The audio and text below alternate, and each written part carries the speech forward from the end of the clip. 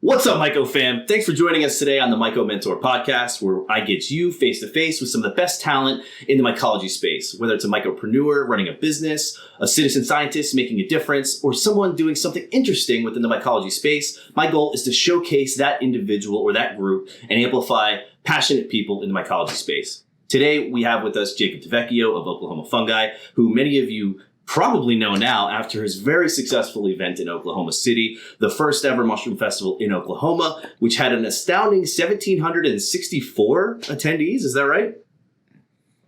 Correct. How are you feeling after such a successful event? It exceeded the expectations of everybody involved, including yourself, right? Absolutely. Yeah. It blew my expectations away. And I know that everyone who came through the door was amazed and wowed. We had a lot of great positive feedback from vendors, sponsors, and attendees, and a lot of encouragement to host one again next year. Absolutely. And you brought so much talent in one space, and the way that you were able to connect the speakers and the vendors so cohesively to allow these people to meet and network before the event, during the event, and after the event, I think was a special touch that a lot of events like this are lacking. And I think that, you know, if there was a checklist of the perfect mycology get together, you nailed it, and you did it all with one day. I think that's incredible, and it's something to be exceptionally proud of. And I know from my personal feedback that I've gotten from other people, everybody consistently said, wow, this was the most well put together and best mycology event yet. So how does it make you feel, you know, coming from where you started? Yeah. To now, like, how do you feel about this amazing thing that you've created? I mean, honestly, it's a bit overwhelming and excitement and positivity. Like, I feel really like overwhelmed with just how amazing it went. When I look back at the pictures and when I look back at people posting their videos and their experiences there, it's kind of a surreal experience for me to kind of realize that I helped put that together, that I helped orchestrate that event. Because I'm so used to going to mushroom events. Like this year, before I hosted ours, I went to 8 different mushroom festivals. And so I'm so used to going to festivals and interacting. But this one was so different in that everyone who I was used to seeing on my Instagram feed was there. They were in there in person. I didn't have to look at my phone to see all of my friends, to see all of these great educators, these leaders that I've learned from are now in Oklahoma speaking on stages to the same community that I've been trying to teach to.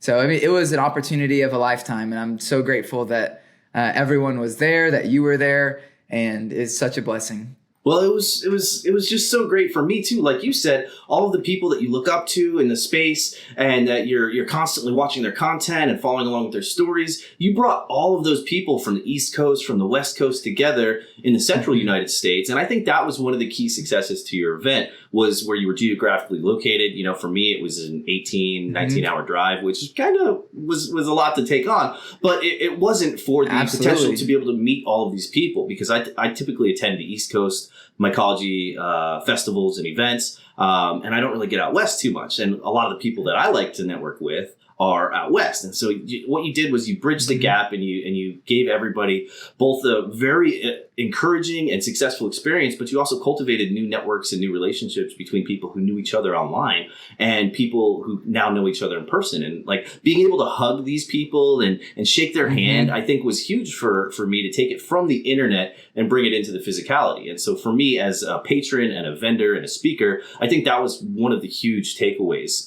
for me from this event. So, you know, being where you're at now versus where you're going to be next year as far as running this event, what does that look like? And what do you think you could do different, if anything? I don't think you could do anything different, but I want to hear from you and see what ideas that you have for next year's events.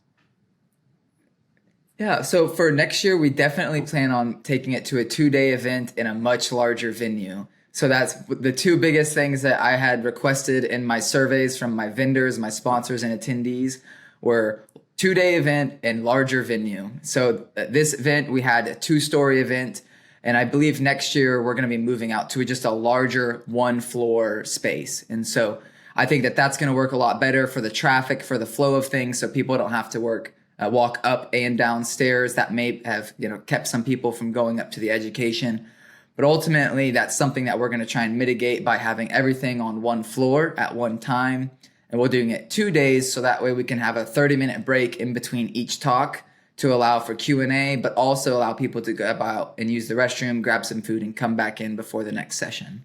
I think that's a solid plan, and I think having it all on one floor. I know for me personally, it was a chore at first to navigate to the stairs, to find where the stairs were at. Eventually, I found the elevator, and I just took that because I didn't know where the stairs were at. So, I think that's one issue that I encountered, and I'm sure other people did as well. So I think that's a solid plan. Is it going to be more like a convention center setting, or is that correct? Yeah, so even though it's a mushroom festival, what we try and offer is an urban experience for people who aren't used to going out to the camping mushroom festivals. So a lot of the audience that I've helped cultivate and develop here in Oklahoma City are people who go to mushroom conventions or mushroom expos and not so much the mushroom foraging. So by offering an indoor urban area where it's more convention style, we see a lot bigger audience. So this upcoming event in 2024, I'll be taking it somewhere like a fairgrounds expo hall, somewhere with a lot of parking, a lot of space, a lot of access to restrooms. So that way it's a much easier, smoother flow as an attendee. And we'll also be offering a day before it load in. So all of our vendors or speakers who are coming in from out of town, they have a day to load in before, and they can arrive on Saturday morning refreshed and ready to go. So 2 things on that. One, I think that's an excellent approach because it definitely made the event more accessible to people with disabilities or mobility issues. I know I saw a number of people there in wheelchairs, in scooters, and I thought that was a really good move. And on the other side, as a vendor there, I was vending as Performance Fungi with our mushroom tinctures. And I loved the attention you gave to the vendors. When I pulled up to unload my stuff, I had like 5 guys with carts loading my stuff out of my car. They brought it into the venue for me, parked it at my table, helped me unload it. Like that, as a vendor, was the best experience I've ever had vending at any event. And so, I don't know if that was your direct idea or if somebody else on your team came up with that. Yeah. But you need to keep that going because that was very helpful. And I know a lot of vendors shared the same experience. Thank you. Yes, so that was one of the... Oh, go ahead. That was a highlight I got from a lot of vendors. I've been a vendor at many events, and I always try and think about how could I pamper other people? How could I make this a better? Because when we talk about the event, it's a 1-day event. It was 8 hours, and you drove almost 21 hours just to come for that. And so it's like, how can I make this event the best for you, the most comfortable for you? And so that's what I thought about. Whether you're from Oklahoma City or you're driving all the way from Pennsylvania, I wanted the vendors to be treated exactly the same, to be respected, to be helped. So that way everyone can have the same experience and be happy overall with how the day goes. And I think that's crucial too. Not only it was the first moment I stepped foot on the venue floor that I felt like I was being treated very well. And I think a lot of these events miss out on that opportunity to pamper the ones that are there also supporting, while they weren't directly speaking or giving education classes. A lot of people go just for the vendors to buy things and support people who are doing things that they're interested in. So, I really, again, have to pat you on the back for that. Because it really did leave overwhelmingly positive feeling in the back of my mind after I left. And, there's nothing but good things to say about that. So I'm looking forward to next year. But so for those of you who don't know you for the Mushroom Festival, let's talk about Jacob DeVecchio as a mushroom grower and where you got your start. We personally have been talking for something like 3 years. I think we first started talking in May 2020. Was the first DM I got from you anyway. And at that point, you were kind of investigating the space, looking around, trying to find out where you fit in, and also you wanted to cultivate education in your local community. And I remember a few conversations about, that was your focus and you wanted to become involved with the community and help to elevate them. So why don't you tell us where you started before you were Mr. Mushroom? What were you doing? What was your life like? And what got you into mushrooms in the first place? Yeah, so I'll rewind. Growing up, I was the oldest of 6 in a very conservative Catholic family. So we didn't grow up eating mushrooms, foraging mushrooms. The only mushrooms that I knew of were the ones that grew in my front yard that my brother and I would kick as far as we can, or the white button mushrooms that are at the grocery store. Sure. And so we didn't know anything about mushrooms. But my parents, they weren't into foraging. They didn't spend a lot of time identifying plants or mushrooms or insects. And so for the most of my life, mushrooms were just kind of something that I overlooked. Well, when I got to college, when I was 18, I was in a microbiology class. And of the 18 weeks of the course, 2 of the weeks were about kingdom fungi. And I thought that was really interesting that there was so many different species of fungi, but there was only 2 weeks within that whole microbiology class. And so when we started to talk about that 2 weeks, it really caught my interest in how, we only talked about it for 2 weeks, but penicillin was such an important beneficial, and it still is such a beneficial medicine for humans. And so I thought it was interesting how even though it was barely talked about, it was still really beneficial. And so that was what really piqued my interest in 2017. And that's what kind of got me interested in the gourmet aspect. And it was that same year that my brother Joey stumbled upon a Willie Myco video. And so Willie Myco, for those of you who don't know, Willie Myco is a psychedelic enthusiast who also teaches you about mushroom cultivation. And so my brother had showed me a video. So I was cultivating gourmets, I was cultivating actives and learning about mushrooms as a side personal hobby. This wasn't anything I was taking into business. It was just something I was doing on my own because it was something I had never heard of. And after getting the spark from college class, I decided it was something I wanted to get into. And fast forward 3 years, after I graduated college, I was working in an analytical lab, testing soil, water, and seeds. Not really doing anything with mushrooms in the business, but still growing as a hobby, still foraging and learning about them. But it was in 2020 that I decided to take the step and actually make it, start my mycopreneur journey. And so that was, like you said, I had reached out and I had been a customer of yours for many months and maybe even years, purchasing your pre-pasteurized manure, purchasing your liquid culture for your gourmet varieties. Plates. And so it would. Yeah, exactly. Your agar plates. And so it was, I had already trusted you as a great supplier for all of the distribution equipment I needed. And so I was ordering a lot of supplies from you, using them for my own, and then also using those in my education classes. So when I had reached out to you, I knew that you were a great person to learn from, to request a mentorship with. And man, that's how it all started. It's gone full circle now to have you have come to Oklahoma and taught on stage to the community that I've been wanting you to meet for so long. It was amazing. I'm so grateful to have seen you and your family here. Well, and by and large, you are absolutely my most successful student. I know you've consulted with other parties, but as far as people I've personally coached, you are absolutely my superstar as far as students go. And now the student has become the teacher, and that whole paradigm is really fantastic to have witnessed from the start to finish. I remember it was, almost 2.5 years ago, we were standing outside of your shipping container next to your family's business. We were hugging, taking a Polaroid picture, and this thing was still developing. You had the kind of business going.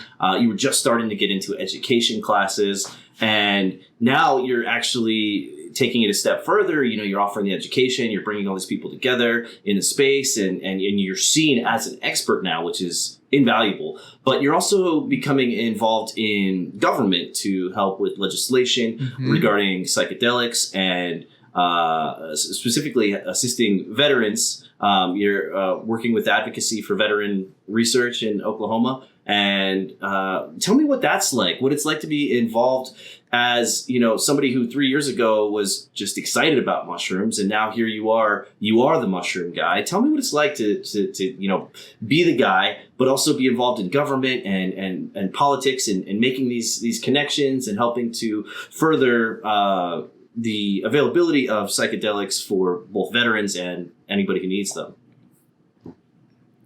Yeah, well, one thing I want to say is thank you again so much for coming to Oklahoma to talk about medicinal and functional mushrooms for veterans, because we have a very large veteran population in Oklahoma, and we know that there's a lot of attendees that were really looking forward to your talk and that got to interact with you after and purchase your products. And so for me, the harm reduction and the importance of sharing information that was like one of the highlights of the festival. And that's something that I've been trying to promote over the past 2 years. And like you mentioned, when I first started this, even today, I don't consider myself a mushroom expert. I'm pretty good at the networking side, but other than that, I'm still learning just like everyone else. And I think you mentioned when I first started, our mentorship was that I stand on the shoulders of giants. And so that was something that I had learned from you. And it's something that I always try and pay it forward when it comes to education. And so in Oklahoma, we have a really high veteran population, a large veteran population. And what I want to do is help them get access to medicines if they want it.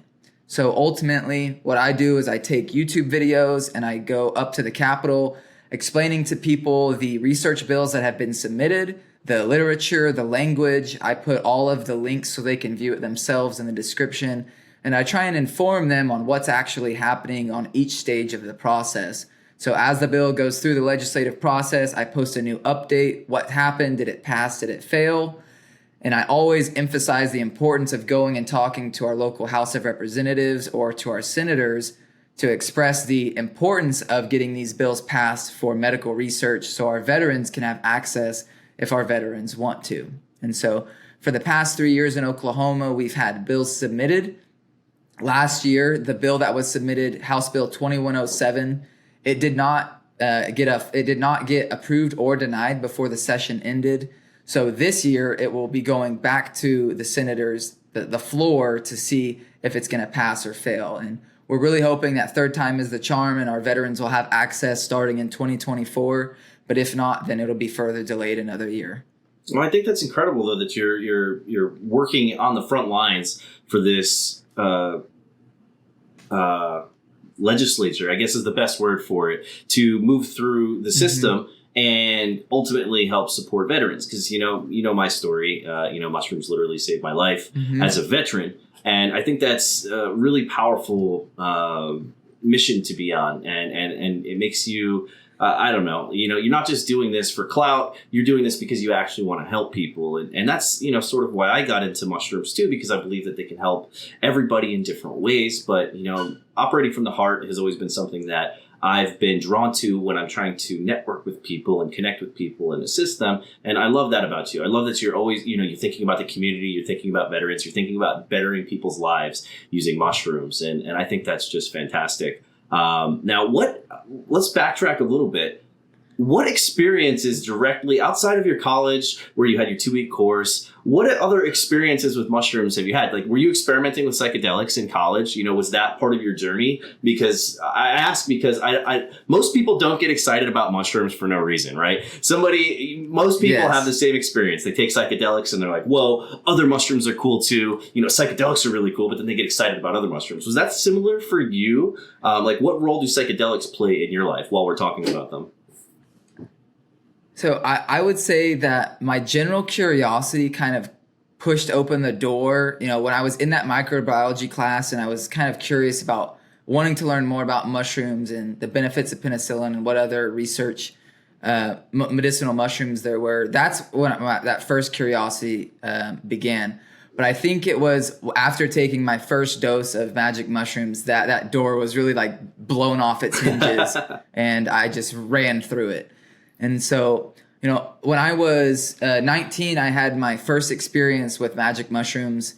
And for a lot of people, when I was 18 when I tried cannabis. And so growing up, my family and I, we were, like I said earlier, we're very conservative Catholic. And so I didn't know about cannabis. I had never smelt cannabis or seen cannabis until I got to college. And so for a lot of people, they laugh when I tell them that, but it's true. And that I was so sheltered in a bubble that when it came to mushrooms, I really didn't know how much to take. Oh man! And so my first experience on mushrooms, I remember looking online and trying to research how much to take. And some people said take 5 grams. Yeah, Arrowhead. Yeah. I was on Shroomery. I was on Reddit. I was on all these different forums looking for what the best beginner experience was. And so ultimately what I should have done was thought about it in the sense of low and slow, and which is something, looking young, looking back. You don't know better, right? Absolutely. But ultimately I ended up taking an eighth of mushrooms, 3.5 grams, my very first dose. It's a good starter dose. I was It was a good starter dose. I was essentially transported into a Dr. Seuss book, that one fish, red fish, blue fish. I can't remember the name of that. But so we took the mushrooms on a camping trip. I knew that after reading on Reddit, after looking on all these forums, that it was best to be outside, that it was best to be with friends, with good music, to be with happy people. And so I went with my brother. I went with my girlfriend, who's now my wife, and my brother's girlfriend, and we all had a great time. But the one thing that I just had never, like, and I even said this to my girlfriend during the experience, was I feel like I'm in a Dr. Seuss book. Everything feels so good. It felt so happy. It felt positive. And I looked at her and I said, I just can't believe a mushroom can do this. I had, my whole life I had overlooked mushrooms. I had seen mushrooms in the grocery store and thought nothing of them. And so to have this kind of transformative experience where all it took was a couple of mushrooms to change my consciousness and the way I was thinking, the way I was acting, the way I was relaxing, I found it fascinating. And I just couldn't forget about the experience. And ultimately, from it becoming a hobby, I really wanted to help spread the love, spread the mush love. And so that's what I do today. And so did you go through this honeymoon phase? I personally went through it where after my first real intense experience, I obsessed with it for 12 months, where literally everything I read, digested, any form of media was mushrooms. Did you experience a similar process post-trip? And how did that influence your consumption? Was it once and done, or did you continue to experiment? What was that like? Yeah, so believe it or not, when I started with the 8th, and because I wasn't overwhelmed, sure, and I did have a positive experience, I decided to kick it up a notch on my second dose. And I went to a 5-gram dose. And I also was taking a journal, so I would write down the name of the varieties, the date, the time, who I took them with, what I ate. So I was trying to come at it from like a very and I still have the journal today. I tried to come at it from like a scientific standpoint where I was really kind of trying to observe what I was getting into. And so on this 5-gram experience, I remember seeing like fractal patterns and all of these really interesting things that I didn't quite see before on the first experience. But what I also experienced was hearing color. So that was a bit overwhelming to hear color when I was looking around and to see it, sure, and feel it. But that really, those two experiences combined, my first time ever having mushrooms being an 8th, the second times being 5 grams, those two really kind of unleashed the power of the mushroom, if you will, on me, because I didn't quite realize how powerful. I didn't realize what the benefits, how much they could change your consciousness, how much they could change the way you think. And from those experiences as a hobbyist, I didn't go home and start researching mushrooms. I didn't start eating mushrooms every day, but I was just fascinated with them. I just started wanting to learn more about them, in the sense that I was looking for them outdoors. I wasn't looking for the active varieties, but it made me realize mushrooms are out there, and mushrooms have this kind of place that I've been overlooking the whole time. Well, and you kind of get this radar, right? Like where when you're outside after this amazing experience, you start noticing mushrooms and you realize they're everywhere.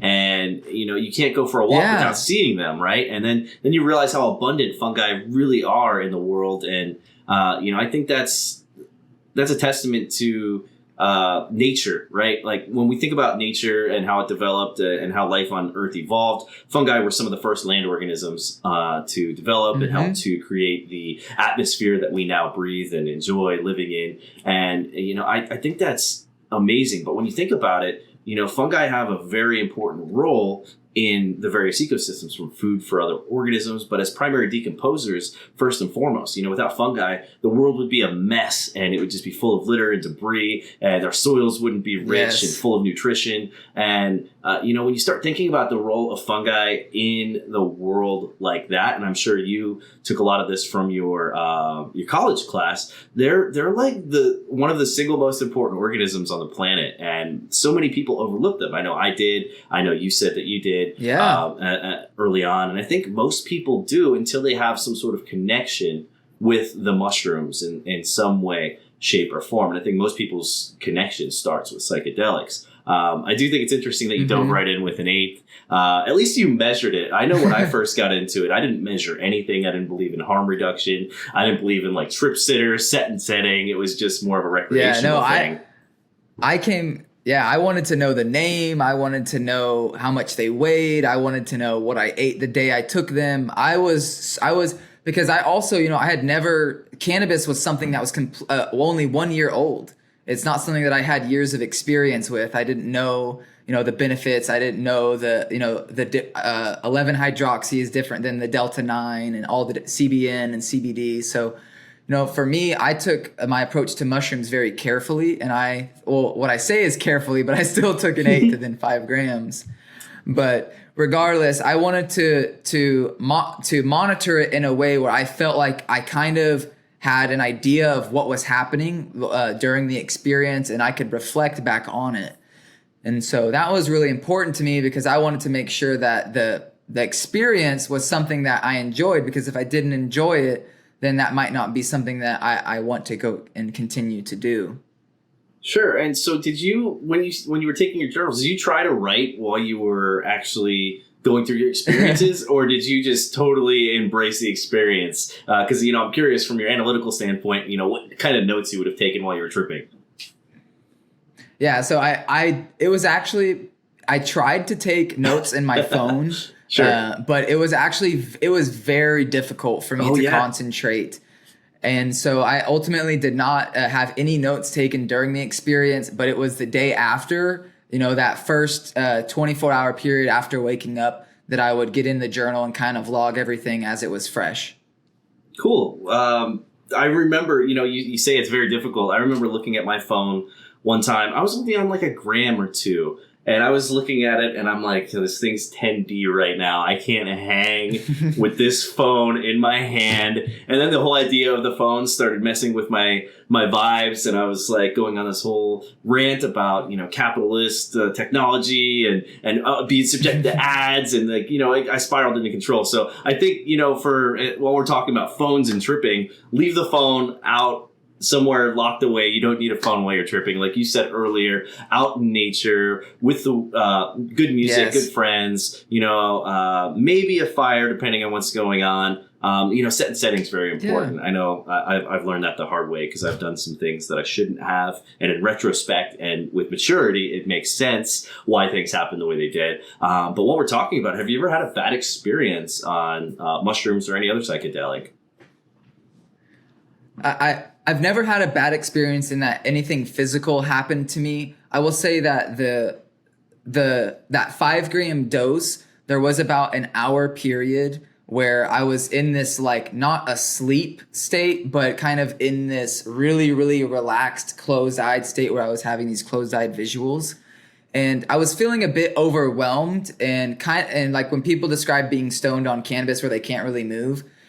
Not like a paralysis, but almost just like you feel so tired and you feel so heavy that it's hard to move. And that was kind of how I felt during that 5 gram experience at the peak of my trip when I was seeing the fractals. But other than that, I haven't really had anything that has really shaken me up. And I will say that I've done a lot of So I don't have a therapist that I can go to, like in Oklahoma, because it's not legal for a therapist to sit with you and the medicine. What a lot of people are doing, what a lot of patients do, is they take it the day before and then they go and work with an integrative therapist after.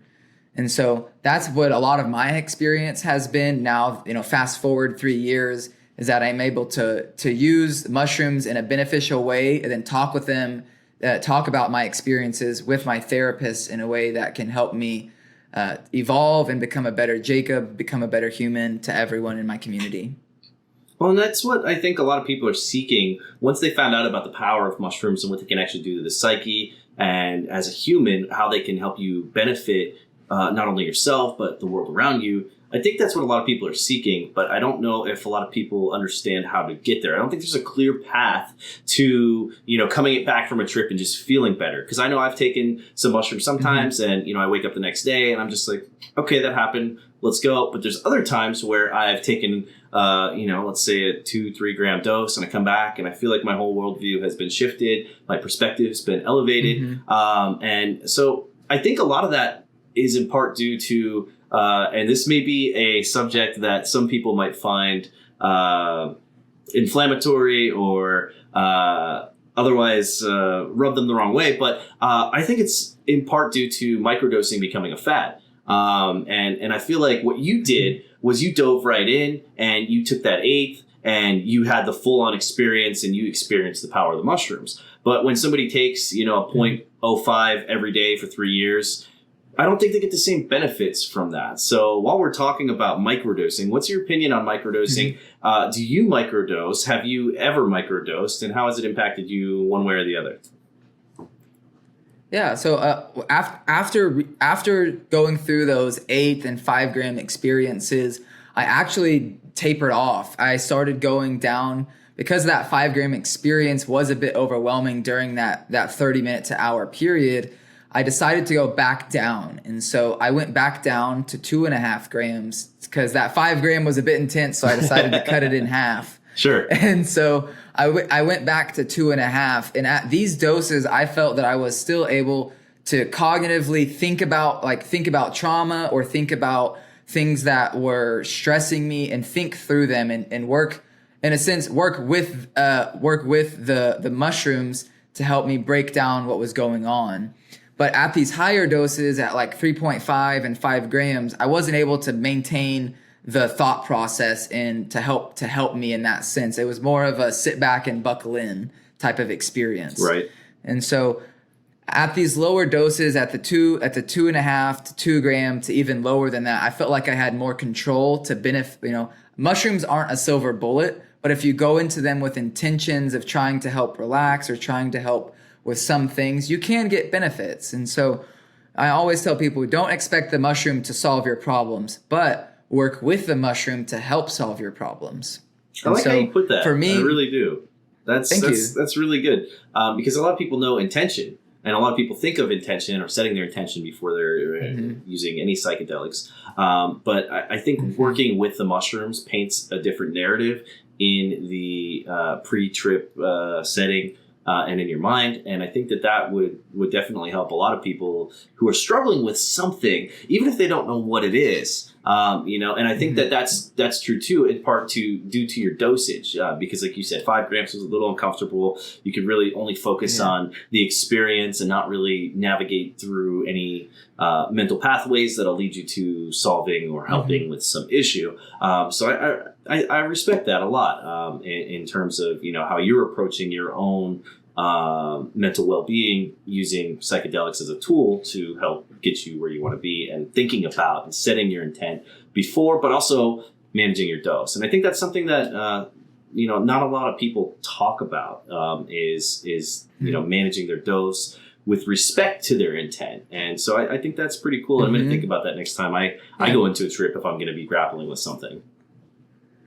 Yeah, I think it's, for me, it's all about, there is a place and a time for the medicinal doses, for those high doses. But for me getting into it, I wasn't sure where to begin. And so now that I'm doing mushroom education, I always recommend that, people start off with very small doses, 100 milligrams to 300 milligrams.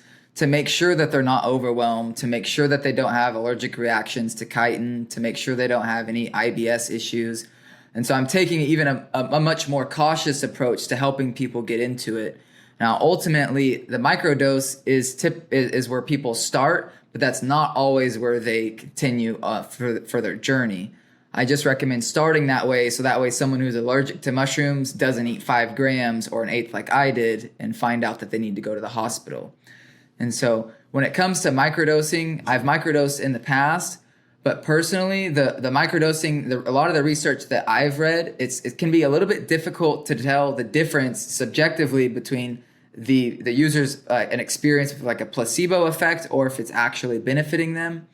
for me as a patient, or as if I was in it, I honestly don't care. As long as I feel better, that's all I care about. So if I take a mushroom capsule and it doesn't do anything, but I feel better, that's okay. If I don't take it and I don't feel good, that's ultimately where I notice the difference. And so I think placebo, and if you look into the science, a lot of the research on placebo, it's a really big factor in medicine. And I think that a lot of people don't realize that. And when they get into microdosing, they expect the microdose to change their life like a macrodose does, and it just doesn't equate. Well, and that's a really valid point. I've never thought about microdoses in terms of the placebo effect, but it is a very powerful thing. I was just talking with one of my relatives who's microdosing currently, and they always complain about nausea. And I'm like, I know how the things have been processed that you've gotten, and there shouldn't be nausea because it's basically they already converted the psilocybin into psilocin, so there shouldn't be any stomach or gastrointestinal issues. But they were still complaining of nausea. And I was like, it's all in your head. You just need to relax. He smokes a lot of pot. So I was like, go rip a dab and forget about it because I think it's all in your head. Mm-hmm. And, he eventually did and everything. But I didn't even think about the placebo effect there because he already knows that mushrooms, as far as fruits, would cause him gastrointestinal issues. I think he tricked himself into that. And he was just doing microdoses and he felt really good after it. And I didn't want to, question him otherwise. But I think that's a really good point, though, as far as therapeutic value from a microdose, could just be derived from the placebo. But as long as the person feels better, that's great. That it did the job, it did the thing, and that's okay. So, I think you've helped change my perspective on microdosing a little bit. And I mean, I microdose sometimes, but, macros, I think, are the more therapeutic value as far as mushroom goes. But managing the dose of your macro, the difference between a 3-gram trip and a 5-gram trip, like you said, is tough. And also, from strain to strain, there's certain arguments to be had, but I've certainly felt different from certain strains than others in similar doses. And I know some people argue this way and some people argue that way on the differences or indifferences or lack thereof. But at the end of the day, I think for, therapeutic value, sometimes it's best to just dive right in and face things head on. But, for some people, it's definitely better to approach it with an incremental, regimented, thoughtful process that gets them where they want to be with the right person. I know for me personally, it was, let's jump into a macro. I didn't even weigh the dose I got. My guy just gave me a bag of mushrooms the first time that I had a really good therapeutic experience from mushrooms. If I had to guess, I'd say it was between 5 and 7 grams, but I don't know. And I was just like, whatever, let's eat the mushrooms. And, for me, I came back and I always tell people, I felt like I came out like I was the dirtiest I ever been. I came out of the shower and felt the cleanest and most refreshed and inspired and full of energy that I ever have been. And that's like the best analogy that I can give to people who've never experienced it, what that feels like. So, I think you've given me some new perspective on, how I think about microdoses and their effects or lack thereof or placebo. So I appreciate that. Yeah. No problem. I mean, I've worked with so many veterans here in Oklahoma who are interested in cultivating their own mushrooms to be able to know where the mushrooms come from so they don't have to worry about, their alternative source or the mushroom strain changing every time they get it. Mm-hmm. And so it's all of this has been like a culmination of like just trying to help empower like people who don't have access to the knowledge or don't know how to use YouTube or Google search the same ways that we do. And so a lot of what that has been is just trying to make it approachable for people that, want to learn, they have the willingness to learn, but they're not sure where to begin. And so by starting off in that smaller dose and telling them, hey, you can start here. And this is where it all, starting here, it's only up. And I think that helps encourage people to give it a shot. And that's ultimately what we want more people to, is to have that opportunity to try it if they want to. Well, and on that notion, making it more accessible and informing them, you do a lot of free community classes. That's one thing that's different about you than I think anybody else in the space. I'm sure other people do, but as far as I'm personally aware, you're like the only guy doing free growing classes. And I think that's both commendable and admirable because you're literally just giving them the information by which to do exactly what you just described, which is be able to grow their own without having to rely on other people or trust other people. I know for me, that's what it was. As soon as I had my first experience, my large scale 5 to 7 gram trip, whatever it was, I came back and was like, I don't trust anybody. Now that I actually care, I don't trust them. They might be giving me mushrooms from the woods, and I don't know what's going on. I need to grow my own. And that's what really lit the fire for me. But I know a lot of people, like you said, don't have the access or understanding of the internet to know how to navigate, or the time. I know for me, it was reading 50 different texts that ultimately gave me the confidence to go, okay, I can grow my own. And so what I think is great about you, other than all of the other successful things you've done, is that you do these free education classes. So, I know you've always been guided by your interest in elevating the community. Is that what led you to decide to do these classes for free? Or what was it that got you doing these classes for free, and how have they been going? How many have you done, and what kind of topics do you cover in these free growing classes? Yeah, so to date, I've done over 55 free mushroom education classes. Wow. Tomorrow, I'm doing a class that'll be class 56. So I'm really excited. By the end of the year, I should have almost 60 classes under my belt. And these are all in person, right? Correct. Yeah, these are all in person. These classes are typically, I host these classes 3 times a month. 2 of them are typically cultivation classes that are indoors, where I teach hands-on cultivation. And one of them is typically outdoors at a local foraging trail. So I'm doing hands-on inside of a classroom setting, and then I'm also going out into the forest to teach mushroom identification. Oh man, you've got a lot of work ahead of you and behind you. You've invested so much effort into growing your local community and getting the people of Oklahoma excited about mushrooms. So you're doing everything from teaching them how to cultivate to teaching them how to forage. Do you have anybody that you work with, or is it just you? Yeah, it's just me, and my wife is a travel nurse in San Diego, so I have all the time in the world to dedicate to mushrooms. So I wake up, I hop on the computer, I send out emails, and right now, after the big event, I've been focusing on writing Oklahoma's first mushroom guide. So we've never had an official mushroom guide in Oklahoma. There's one for all of our neighboring states: Kansas, Arkansas, Texas, New Mexico, but there's yet to be one for our state. So I've decided that I'm going to produce it next year. There's 383 species of mushrooms that I've collected using iNaturalist, using Mycoportal, using the 2 local universities and the professors that I've worked with there. So I'm collecting all this different data on mushrooms that have been verified and found and collected in Oklahoma. Then I'm going through those 383 and narrowing them down to 60 of the most common edible, most common poisonous, the active varieties that grow in Oklahoma, and the unknown mushrooms. There's going to be 60 of them that are reduced down into a guide that'll be released in Q1 of 2024, and it will be the Mushrooms of Oklahoma Field Guide. Bro, first off, I need a signed copy as soon as it's available, okay? Sign me up. I'm already there. That's really cool. I didn't know you were going to be writing a book. And after you release your book, next time I'm in Oklahoma, maybe we can do something in person, on site, and talk more about your book.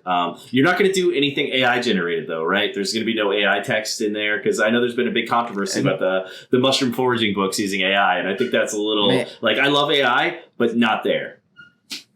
So here's the thing about AI is that what if you go on to Amazon, there's already a Mushrooms of Oklahoma for every state. Someone has already gone through and used AI to write a Mushrooms of blank on every single state that there is. Sure. So if you wanted to buy a Mushrooms of Oklahoma guide right now, you totally could. But the thing is that a lot of the information, the Latin names, the description information, and the photographs don't match the mushrooms. And so right now I'm trying to I'm in a race to get this guide produced as quickly as possible, so that way I can have my guide out that is, it's factual, it's good information, before the other guide starts selling and gets a lot of reviews and that misinformation spreads further. It's wild that's even passable. I remember first seeing the article and going, okay, sure, maybe they blew this out of proportion. But then when I looked into it, like you said, it's for every single state, and they have misidentification, which can potentially be deadly, and misclassification, just mispronounced or misspelled names. And I just, in this space, That's the one thing I don't do foraging. So when you said you do the foraging, you do everything, I don't trust myself, even with 12, 13 years of experience growing mushrooms and being immersed in the mushroom world. I have a guy. Because I would much rather trust the guy who's obsessed with identification than myself. And for me personally, as you know, I don't like morels, I don't like certain mushrooms. And so for me personally, I only concern myself with the mushrooms that can be foraged that are edible. I literally don't know the inedible ones because I know I can't eat them, and I could spend hours. I know one time I tried to identify a mushroom. It took me 5 days on Myco. I finally got it, but it took me 5 days because there's so many lookalikes, so many other mushrooms. And it went down to the spore print, the size of the spores that determined the identification between an edible and a toxic mushroom. And I just can't bear all that weight. But for these guides to be sitting there and just nonchalantly throwing out mushrooms left and right, I think that's insane that's even passable. And I'm surprised Amazon hasn't done anything about that. So I really have to applaud you for even considering writing a book, but I also applaud you for competing against that to try and actually give people factual information so that we don't have more news articles about people ingesting the wrong mushrooms and potentially hurting themselves through incorrect information. So anything I can do to help support that, as soon as it's launched, I'm there. I'm ready. I'm launching stories. I'll make a post about it. I'll read it live. I don't care. Thank you. Whatever I can do to help support you with that, please let me know. One thing that is also going to be in the guide is I'll be putting the active species. So our native Psilocybe cubensis that grows in Oklahoma, I'll be incorporating that into the guide because there's a lot of foragers who want to know what that mushroom looks like. Or who come across that mushroom. And there's a lot of field guides that don't put that mushroom in there because it's psychedelic or because it's illegal to possess. And I think that omits a lot of the harm reduction that a field guide is supposed to do. And so ultimately, because I'm going to be writing the guide, I get to put in these mushrooms that I think are important. And then I think that's going to help benefit the community, whether they're going out there and seeking these active species or they're just making sure that the edible ones aren't going to make them end up in a trip. And so it's all about providing the information so that way people can look for the mushrooms that they want to. And if they want to grow the Oklahoma wild or they want to do research, then they can look into all the videos, my YouTube channel, and see all the different collections I've done in collecting these wild psychedelic mushrooms that grow here. Well, let's talk about your Oklahoma wild for a minute. I know I've seen mention of it online, and I think you were even handing out some spore prints at the Oklahoma Mushroom Festival in the vendor bags, in the speaker bags, the VIP bags. But tell me about that, and tell me how that's developed. Tell me a little bit about where it was found and what it looks like now. Yeah, so we gave out over 200 spore swabs at the Oklahoma Mushroom Festival to really help push these genetics out into the community. So that way people could start growing them, researching them, and when they put them outdoors, they have a better chance of fruiting and continue to spread their spores in Oklahoma. But these spores originally came from a town about 3 hours away from where I live. It all originated from a Facebook post.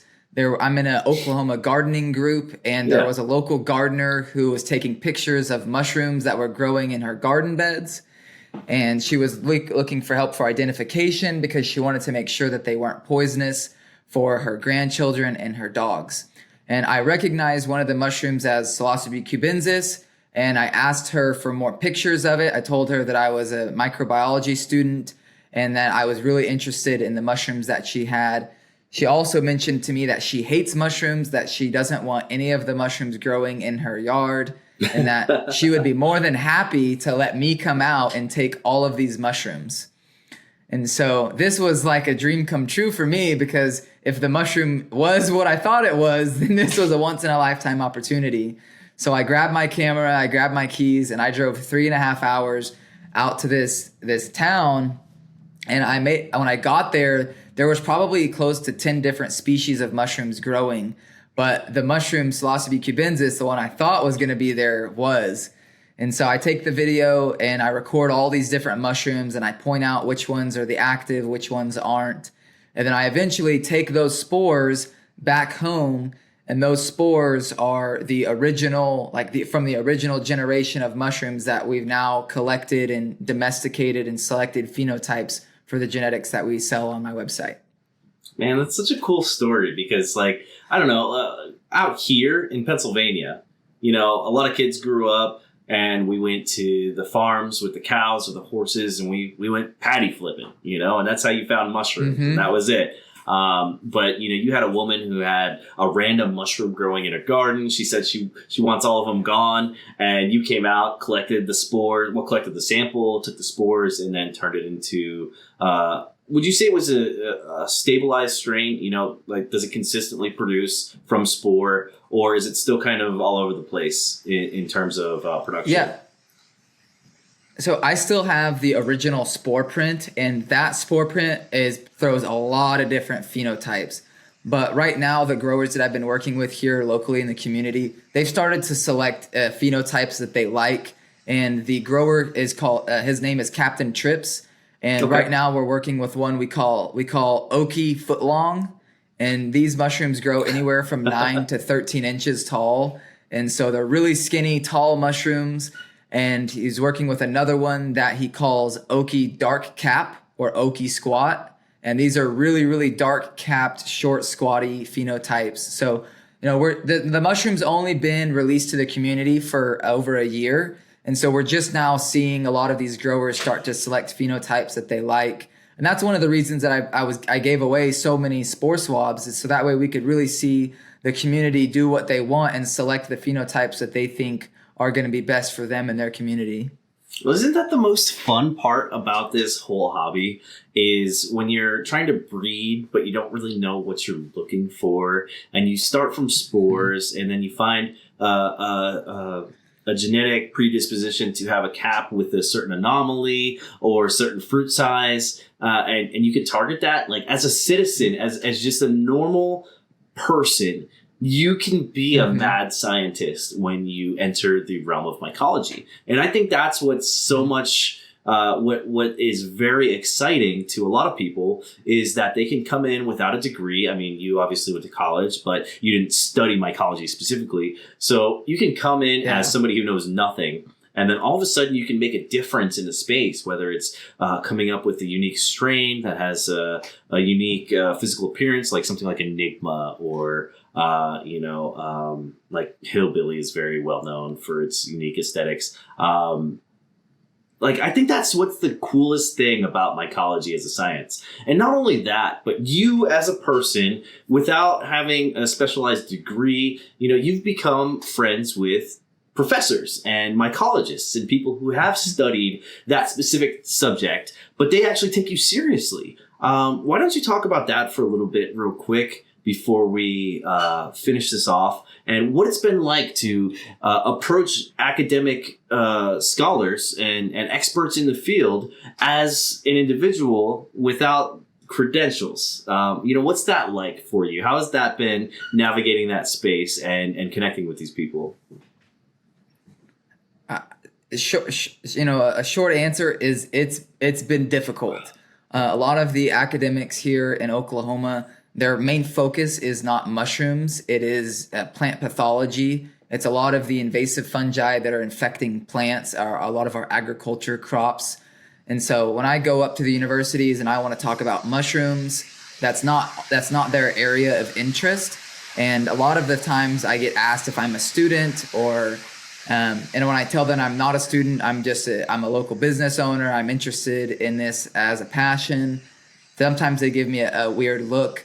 But fast forward to now that I've been doing free classes, and I've actually invited these same professors who used to treat me differently. I've invited them to come and do classes. They've now come and spoken at our mushroom festival that you spoke at, and I've received a lot of positive feedback from them. And so it was almost, they were surprised and almost kind of sheltering the information because I wasn't a student. Sure. I was just an interest. Like I would email these professors and ask when their office hours were, And then I would just go up there and hang out with them their whole time, and their students couldn't come up there and actually get help because I was in there chatting with them. Sure. And then the professor would ask me, oh, are you going to enroll? Are you going to be in the class? And I was like, oh, I don't think so. Not this semester. And so it was like kind of developing these relationships and showing them how interested I was.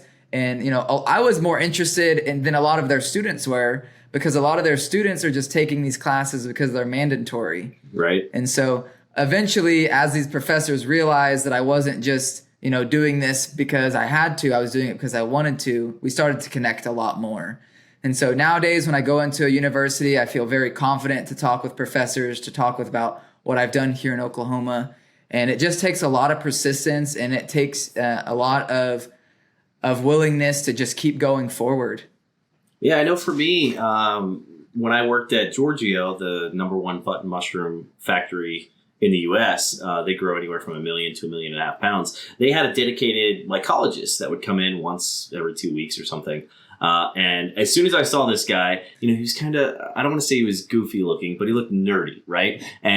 And I was like, and he's always having fun. Any presentation he gave, he was having fun. And I was like, I want to be that guy's friend. It took some persistence to show that I wasn't just some guy who thought mushrooms were cool, like that I love mushrooms. But being able to connect with somebody who started Spawn Labs and who's patented certain strains for commercial cultivation and be their friend was amazing for me as somebody without a degree, without an academic background in biology or really anything outside of a high school diploma. I thought that was so powerful, and that this is the one place, like, you can't go to like a rocket lab where they're developing rockets and be like, hey bro, let's talk. Like, but with mycology, you can eventually, with enough persistence and driven by passion, you can connect with people in the space who are very well qualified and who do really cool things. In your case, educating about these subjects, and actually connect with them, and ultimately, hopefully maybe even befriend them. Which in your case, it sounds like you've been able to do by having these guys at your classes and coming out to support the work that you're doing. So I think that citizen scientist role in mycology is huge, and what attracts a lot of people to the space. And ultimately just that mad scientist feeling like, oh, I'm going to clone a mushroom today. Like that feels empowering. So cool, and then, when you start getting into the cultures and cultivation, you realize you can grow a lot of different things that are just growing in the wild. And, I think it's just, sometimes overwhelming for people. So as you sit today, if somebody came up to you and said, Jacob, I love mushrooms, but I don't know where to start. I want to make a living with mushrooms. Like, what would you say? Like right now, in this very moment, what advice would you give to somebody who wants to get into mushrooms as a business, from your experience as a business owner? Yeah. As a business owner, I would ask them what they love the most about mushrooms. If it's growing mushrooms, if it's foraging mushrooms, if it's teaching about mushrooms, if it's breeding mushrooms, because you can't do it all. You can try, but ultimately, if you want to get really good or you want to really grow and scale the business, you really you have to try and focus on one or two of them.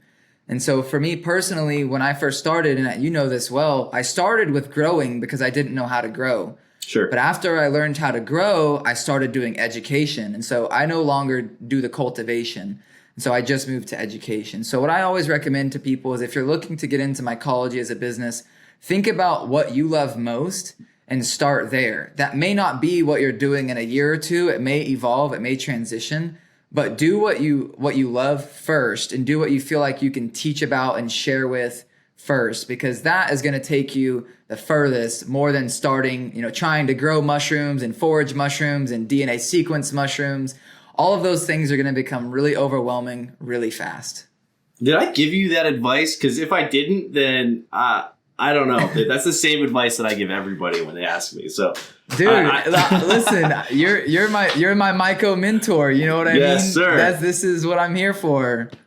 No, so that's what I say. I tell people to follow their heart and focus on exactly one thing, one component of the space. When I was trying to do everything, I burnt myself out. And then when I realized that, hiring a spawn maker to produce your spawn for your substrates, or even just buying substrates directly from somebody who all they do is make substrates, makes your life so much easier. But also, there's more than just cultures and substrates and spawn and dried fruits. There's myco materials now. There's mushroom art. So, anybody who's watching and not sure where to go, you can either reach out to Jacob, who definitely has a clear view of the market, or you can reach out to myself and ask, and, we can kind of direct you in different ways. I think myco materials are the future. We've already seen mushroom packaging from Ecovative. There's a couple other larger companies like IKEA who's using some mycelium-based packaging, but there's also myco materials being used in construction. And I think myco materials are definitely part of the future. Jacob, your hat is your hat is made of mycelium, right? That's right. This is the Amadou. This is the tender fungus. This is a hat that's handmade in Transylvania. And this is one bracket fungus that is carved and molded, so there's no stitching. And this is an oak leaf because this is the substrate. This is the tree that the fungus grows on. And so this is the same type of hat that Paul Stamets has, the same type of hat that the culture in Romania and Transylvania has been using for thousands of years as their traditional clothing for hats and vests and other garments. So that's made from one whole mushroom, though. Yes. Oh, see, I thought it was mycelium in a mold. I didn't realize it was a whole mushroom. That's pretty incredible. So there's actually two types of the myco materials. There's the myceliated materials where they're growing out the mycelium and creating objects.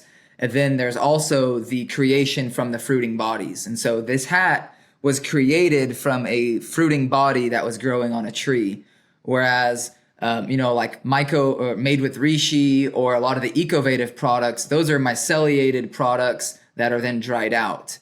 And so this is a living organism that's harvested and stretched out and then dried, whereas the other ones are growing and then dried. And so it's funny that we mentioned myco materials because today on my YouTube channel, I posted a how-to tutorial to how to build a mycelium flower pot for your houseplants. So I teach you how to build a flower pot using reishi mycelium. That way you can use it to grow a nice little house plant out of a nice biodegradable pot.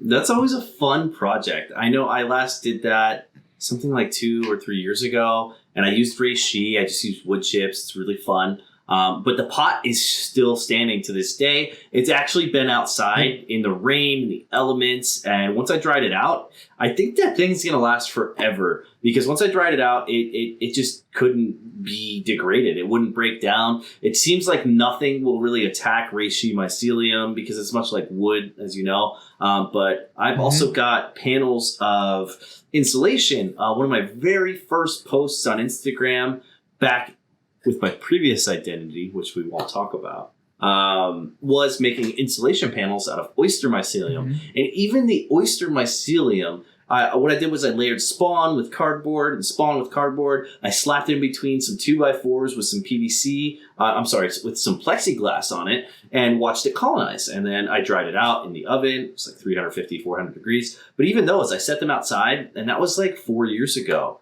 And they're still fine. So mycelium makes such resilient material to work with that, I see so much potential in the myco material space. I can't believe it isn't like an everyday household name yet. But I think that with enough education in the communities and with enough, viral videos at this point, because we need viral videos to do anything as far as awareness, like the reishi canoe. Well, I assume it was reishi, but that canoe that was made. I made a comment on that post, or one version of that post, 6 months ago, and I still get people liking my comments that I made about it because people were like, "What's going on? It's mushrooms. Shouldn't it turn into mold?" And I was basically like, "Hey, it's probably reishi. It's got to be reishi. If it's not reishi, it's wrong." But I think that Ganoderma species in particular have a particular role in myco materials, and I can't wait to see what that turns into in the future as far as mushrooms goes. So I'm really stoked to know that your hat is carved out of a single mushroom. I've wanted to take certain shelf mushrooms and turn them into shelves and like make them ornamental for around the house. One of my friends on Instagram, I think his username is Chadical, Chadddical. He sent me some shelf mushrooms with magnets in the back of them, and he painted them glow in the dark. So I have those in my fridge, and they glow in the dark, and I think it's cool. But mushrooms have so many uses, not only functionally for the bodies and for the mind, but practically in our daily lives. And I think that's really amazing. To summarize everything that we've talked about where Jacob started, where he's at now, the Mushroom Festival, his book, his advocacy for veterans research in Oklahoma, and also his Oklahoma wild cubensis variety. Jacob, is there anything else you want to talk about while we have you right now, specifically regarding mushrooms, mycology, or anything therein? Is there anything else you want to say before we cut this? Yeah, I just want to say thank you for being willing to teach a newbie like me, 2.5 years ago, when you're super busy building your brand, building your company, taking care of your family. Thank you for setting time aside to help other business owners, to help other leaders, and to help beginners like me, eventually start a company. Because without people like you, there wouldn't, be a platform for me. And so I'm truly so grateful. I talk about it with my wife and with my family, how grateful I am to have a mentor, to have someone who's been supportive. And I'm just so grateful to be here today in a full circle moment with you.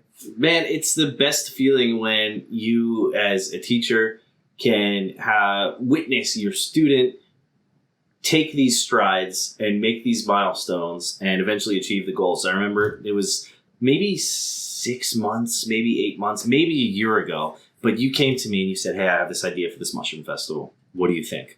And I said, "Go for it. Do it. You're gonna kill it. You're gonna crush it." And then here we are a month and a half ago, 2 months ago. You did it. You did the thing. And, I'm very proud of you both as a person and as somebody that I've coached. I've had a lot of people that I've consulted for. Some people listen to my advice. Some people don't. I think that what your approach was, as you said earlier in this interview, when I said, if I've seen further, it's from the shoulders of giants. I think you took that and ran with it, because I've definitely seen you connecting and networking with other key people in the space as we've navigated through the different milestones that you've completed and reached. And I've seen how you've latched on to other people, and you were persistent too. You were like, "No, I'm going to keep going.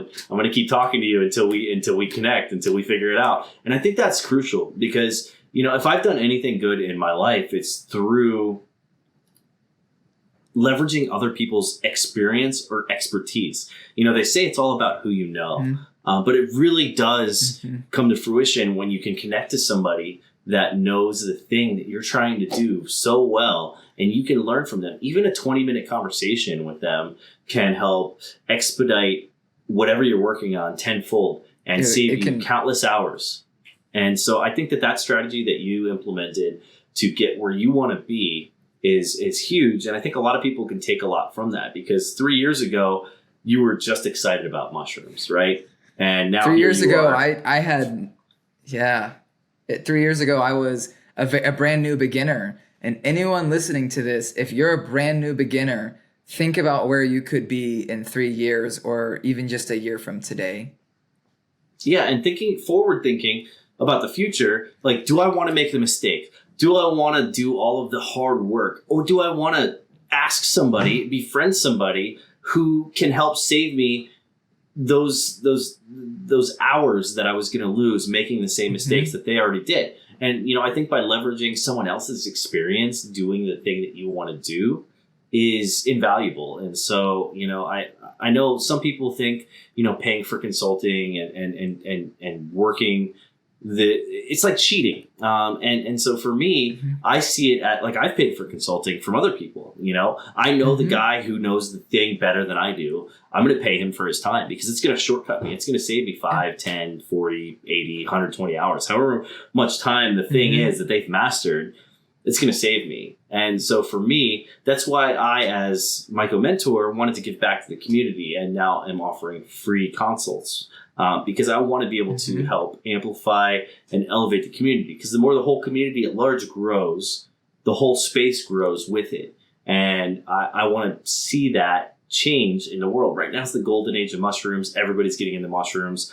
People from cannabis are transitioning into mushrooms. Other people who aren't involved in cannabis are seeing the value in mushrooms. And so the space is just going to snowball very soon. And so, for me personally, I just want to see everybody succeed. And, you thanked me for being generous enough to give you my expertise, but really it's what I love. I love mushrooms. Mushrooms literally saved my life. And I want to be able to give back to people who can benefit from my expertise, but also from mushrooms in general, because then they're going to be messengers of the mushrooms, and then they're going to grow the market this much.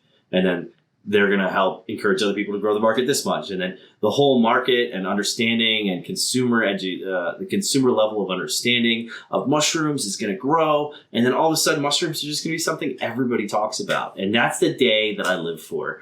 And that's what is motivating me. People say, you're awesome, you're great. But I thank the mushrooms, and I just tell them that I'm a tool by which the mushrooms get to have a voice. And, I think that's also what you're doing, is you're giving mushrooms a voice in your community. And, I very much respect and appreciate that. So I can't wait for your book, Jacob. That's going to be huge. I can't wait to see you next year in Oklahoma. You said earlier that you're going to be having 2 events, one that's kind of morel specific, and then one that is going to be more mass market appeal. Do you have any dates locked in for that, or is that something to be determined? No dates yet, but Okay. the month we're looking at April of 2024 and October of 2024. So those dates are 6 months apart. So if we turn this into a 2-year, twice a year event, we have a nice big gap and a great time to forage in the spring and great times to forage in the fall. Perfect. Well, I'll see you in the fall for sure. I don't know about April, but I'll definitely see you in the fall, only because I don't like morels. So you can't catch me at the morel gathering. We can talk about that privately, because I don't want to inflame too many people. But really, I really appreciate your time, Jacob. You're seriously, I'm so proud of you, and I know you're proud of yourself. At least you should be, for all of the amazing things you've accomplished in such a short period of time. I'm going to drop your links in the description below to Oklahoma Fungi, where you can get cultures, you can get manure. What else can we get at Oklahoma Fungi?